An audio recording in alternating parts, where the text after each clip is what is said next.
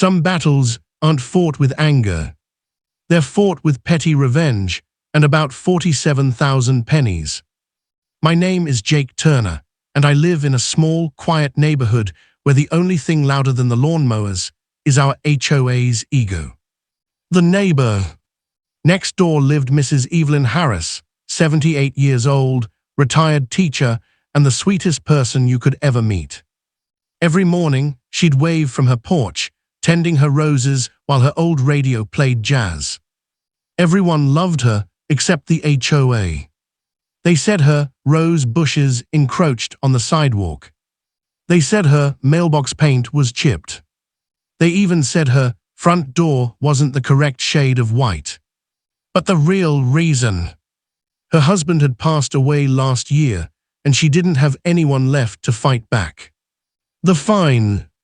One morning, I found her sitting on her porch steps, holding a letter with trembling hands. "Jake," she whispered, "they fined me again $1,200. For what?" Apparently, her grass was half an inch too tall. She tried to explain her lawnmower had broken, but they didn't care. They just mailed her another fine.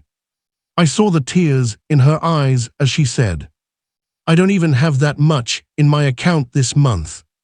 Something in me snapped. You don't mess with Mrs. Harris. The idea. That night I went online and read every line of our HOA's bylaws. No mention of how fines had to be paid, just that they must be paid in full within 30 days. I smiled. If they wanted money, they'd get every cent, literally. The next morning, I drove to the bank. "Hi," I said to the teller, "I'd like to withdraw $1,200 in pennies." The teller blinked. "All in pennies." Every single one.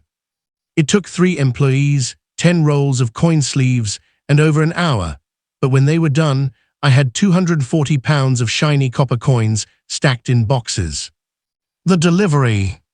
That afternoon, I borrowed my buddy's pickup truck and loaded up all the boxes. Each one labeled with a post-it note. Fine payment per HOA rules. When I pulled into the HOA office parking lot, Linda, the treasurer, looked horrified. "Jake, what on earth is this?" "Payment for Mrs. Harris's fine," I said. "Every penny counts, right?" She crossed her arms. "You can't pay like this." "Actually," I said, holding up the printed bylaws, "I can. US currency is legal tender for all debts. You accept checks, cash, and now coins." I started unloading the boxes, one by one. Clunky, clunky, clunky. By the 5th box, people were filming. Neighbors watching, laughing, cheering. Even the mailman gave me a thumbs up. The HOA meeting. That evening, the HOA called an emergency meeting. Their president, Carl Benson, looked ready to explode. "Jake, this was completely inappropriate." "Was it illegal?" I asked. He hesitated. "No, but it was disruptive. Kind of like fining a widow over her lawn," I said. The room went silent. Mrs. Harris was sitting in the back, clutching her purse, eyes watering, but this time from laughter.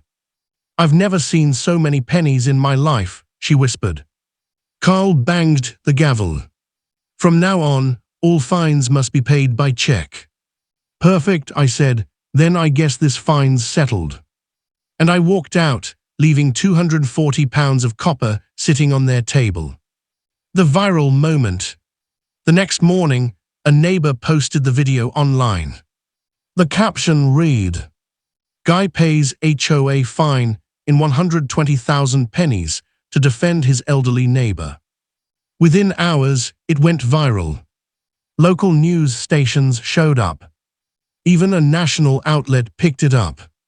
People everywhere were commenting, "We all need a neighbor like Jake. This is the most satisfying revenge I've ever seen." The HOA's phone lines were flooded with prank calls, people asking if they accepted dimes. The consequence. Under the pressure, Carl finally backed down. He announced that Mrs. Harris's fine would be waived, citing administrative burden.